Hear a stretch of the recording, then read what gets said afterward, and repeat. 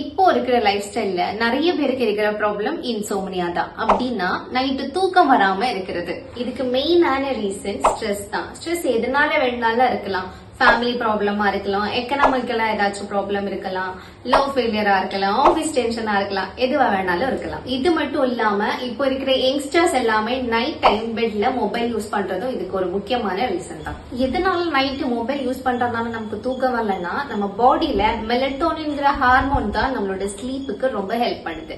நம்ம ரொம்ப நேரம் மொபைல் யூஸ் பண்ணிட்டே இருக்கும் போது நம்மளோட பிரெயின் நினைச்சுக்கும் நைட் ஆகலன்னு. சோ அதனாலதான் அந்த ஹார்மோன்ஸோட இம்பேலன்ஸ்னால நைட்டு தூக்கம் வர மாட்டேங்குது.